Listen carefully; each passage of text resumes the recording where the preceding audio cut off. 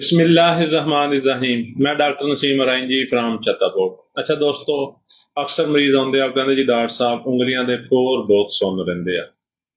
ਜਦੋਂ ਬੰਦੇ ਨੂੰ ਫਾਲੇ ਦੀ ਸ਼ਿਕਾਇਤ ਹੁੰਦੀ ਹੈ ਨਾ ਜਾਂ ਫਾਲੇ ਦੀ ਅਲਾਮਤ ਸ਼ੁਰੂ ਹੁੰਦੀ ਆ, ਸਭ ਤੋਂ ਪਹਿਲੇ ਜਾਂ ਤੇ ਉਂਗਲੀਆਂ ਦੇ ਪੋਰ ਸੁੰਨ ਹੋਣਾ ਸ਼ੁਰੂ ਹੁੰਦੇ ਨੇ, ਉਂਗਲੀਆਂ ਸੁੰਨ ਹੋਣਾ ਸ਼ੁਰੂ ਹੁੰਦੀਆਂ ਨੇ, ਜਾਂ ਪੈਰ ਦੀਆਂ ਉਂਗਲੀਆਂ ਦੇ ਪੋਰ ਔਰ ਉਂਗਲੀਆਂ ਸੁੰਨ ਹੋਣਾ ਸ਼ੁਰੂ ਹੁੰਦੀਆਂ ਨੇ।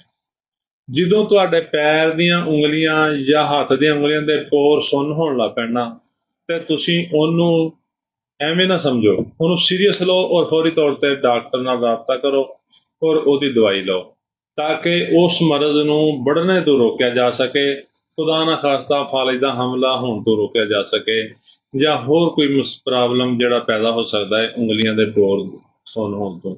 देखो दोस्तों, सुन्नापन उत्थे आएगा जिथे खून की गर्दिश कम हो जाएगी।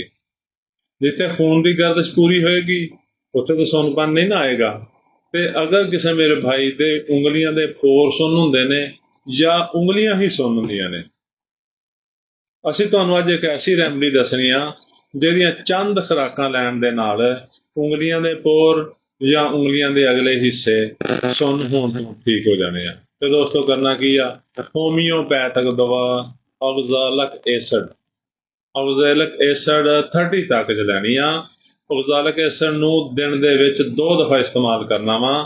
2 घुट पानी लैना है, 5 कतरे सुबह 5 शाम पीने आ और इस दवाई नूं ज़्यादा तो ज़्यादा 4-5 दिन पीना वा।